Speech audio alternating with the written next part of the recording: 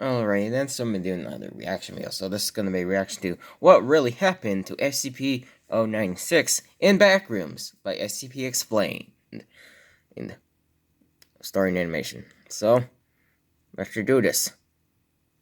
Adjacent to known reality lies an infinite abyss of liminal spaces and monstrous beings, the Backrooms. As with all unusual and supernatural phenomena, the SCP I don't make too much Foundation was SCP set on videos, cataloging the even though I Backrooms am as the an SCP anomaly king. and finding a way to contain it. But unfortunately, all it took was one failed experiment for the opposite to occur.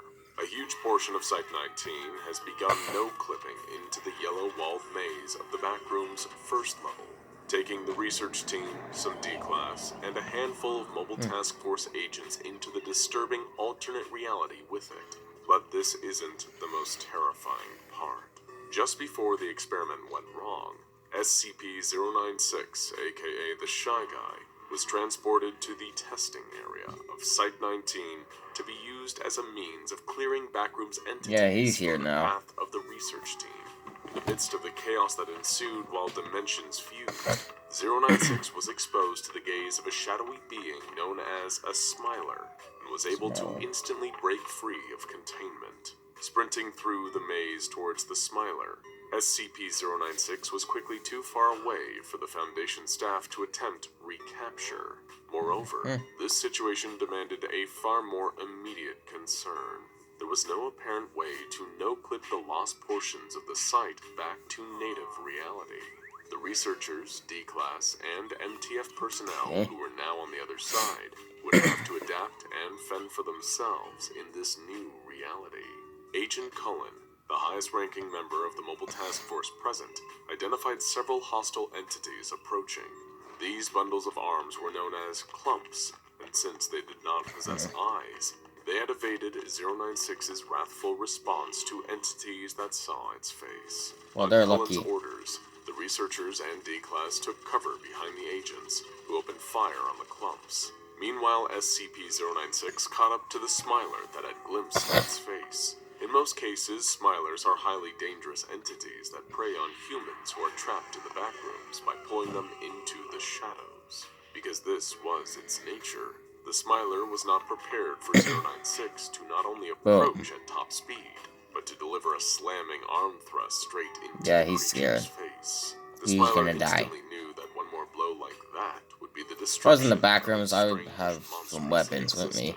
But it was too late to get away, and 096 certainly unless your weapons don't go with you. After beating the Smiler to a pulp, SCP-096 briefly returned to a more neutral state of being.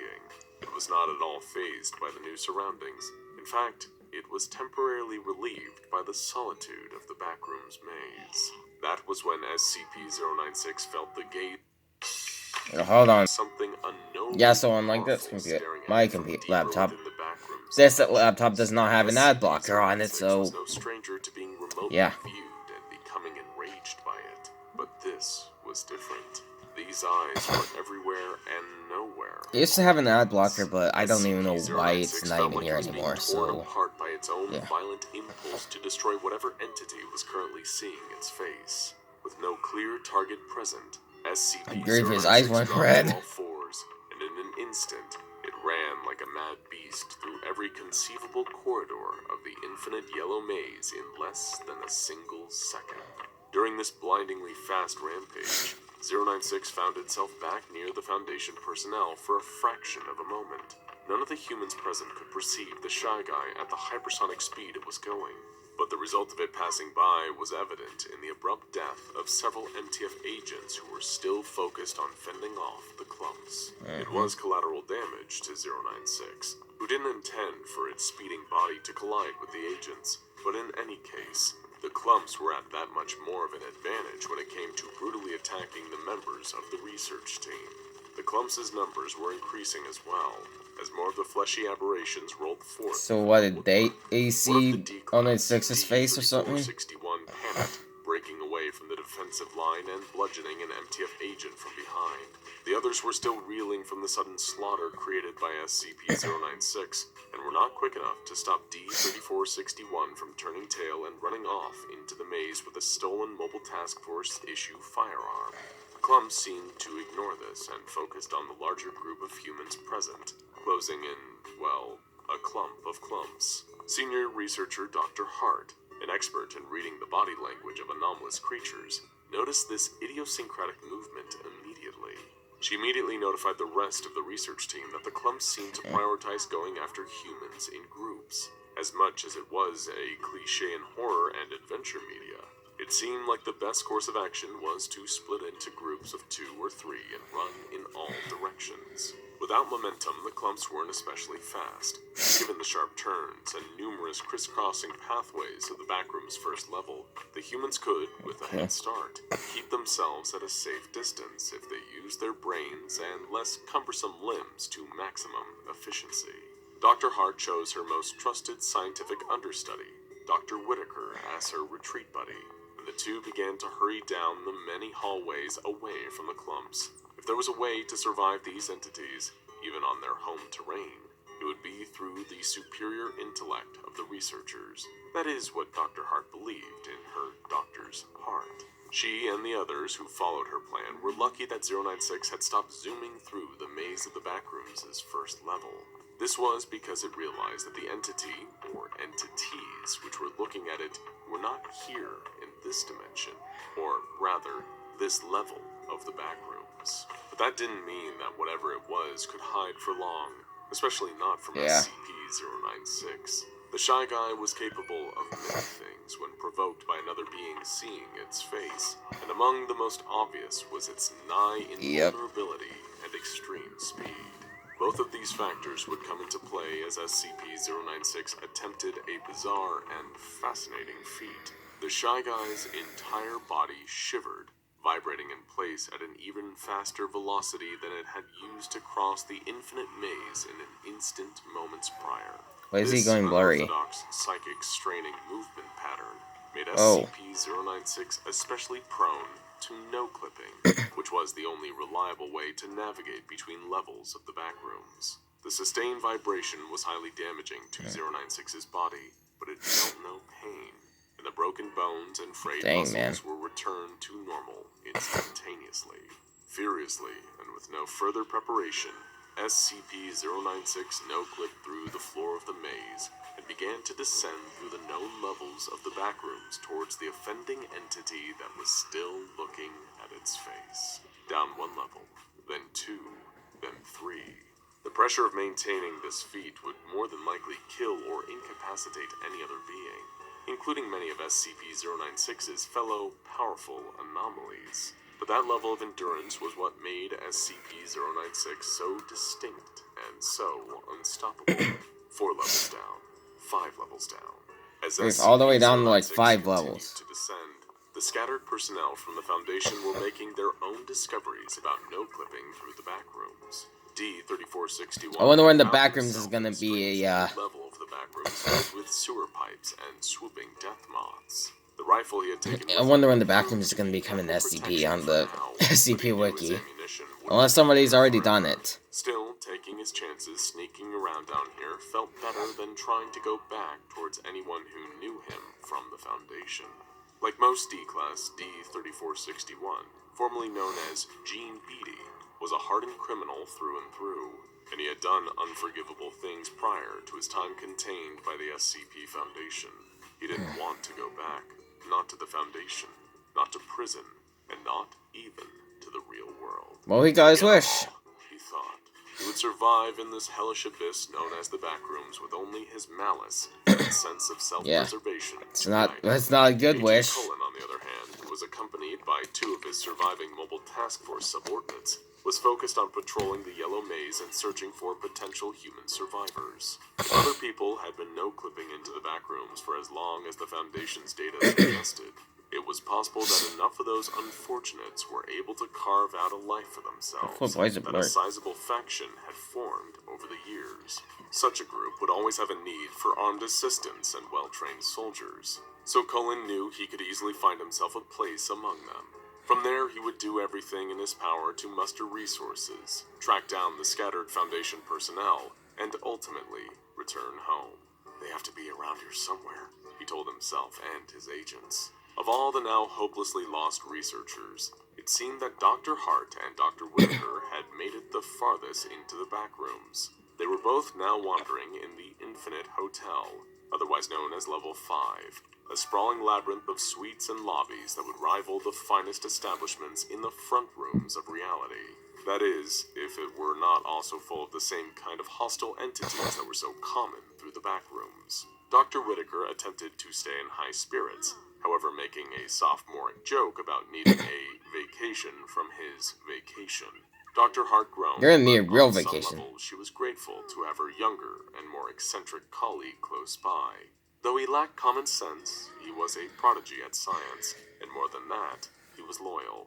The two of them would need teamwork and perseverance to keep going in this place, and through her mentorship of the young man, the groundwork was already there.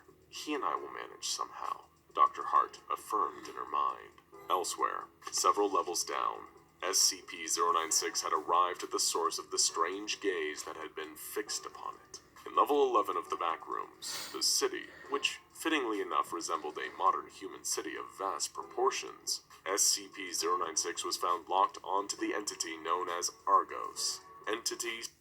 This is my comeback. An ancient eyeless Okay. humanoid whose vision was pervasive and near omniscient throughout the backrooms. The cruel and judgmental being could observe the sins of any sentient creature that entered the backrooms and would carry out a brutal punishment accordingly.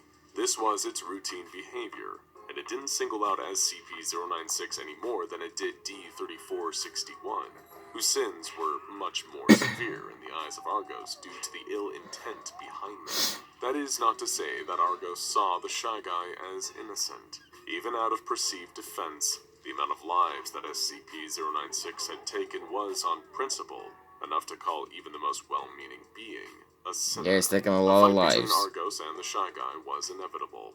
Argos was accompanied by several scores of spear-wielding warriors in tactical gear. Human Dude, explorers 096 is who joined his invincible. You're not going to be arms. able to kill They him. would prove to be little more than speed bumps, as SCP-096 made skid marks out of them on its way to pummel the ever-loving snot out of Argos. But Argos was not going to allow the sacrifices of his eyes to be in vain.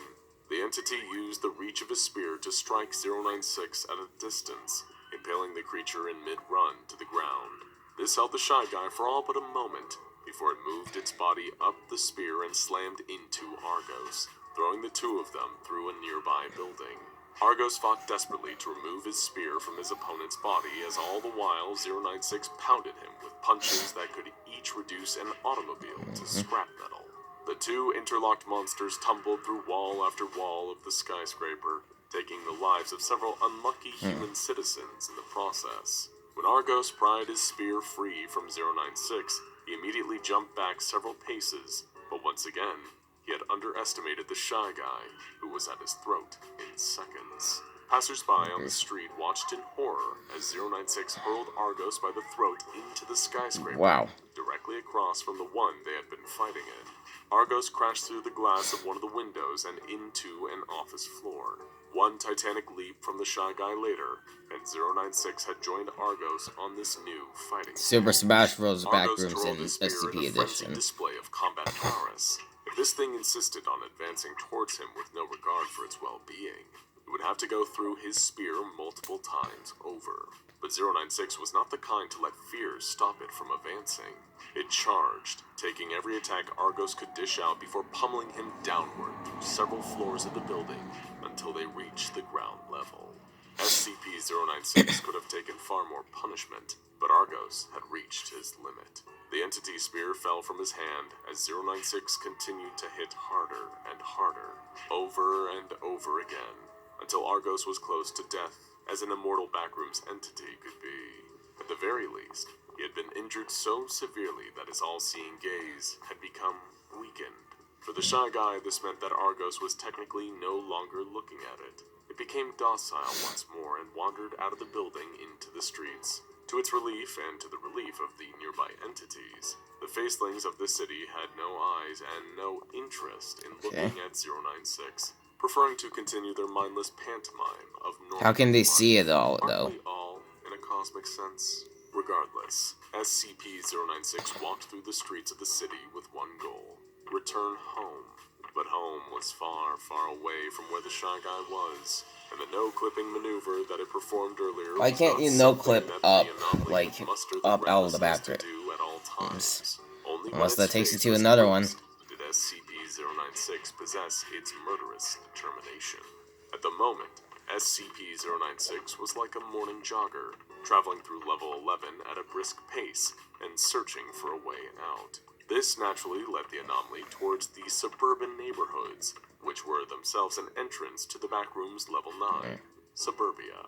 It was here on the dark streets of the limitless suburbs that 096 encountered a new nightmare, the Neighborhood Watch. Comprised of a series of hostile entities resembling, in part, human eyeballs, these ocular adversaries were known to patrol suburbia and keep the peace by eliminating all intruders, of course.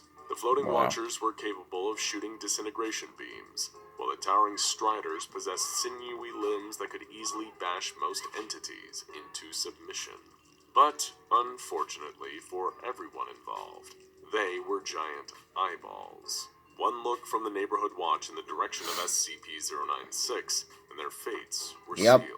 Being ogled by humongous eyeballs was simply more than the Shy Guy could take. With a primal screech, it ran towards the oversized peepers with a massacre on its mind. A few of the Watchers had time to fire disintegration blasts, which slowed the approach of SCP-096, but it was too little, too late. SCP-096 smashed into the Strider, knocking it to the ground and delivering a crushing blow to its pupil. Without missing a beat, SCP-096 leaped into the air and smashed one of the Watchers against a charming suburban home. The Shy Guy rampage would continue until there were no more eyes on it, in the Backrooms, or anywhere. Now check out SCP-096 versus SCP... Okay. Well, I guess that's it for what really happened to SCP-096 in Backrooms by SCP Explained. So, hope y'all enjoyed the reaction. The link to the original video will be in the description below if you'd like to check it out, and I'll see you guys next time.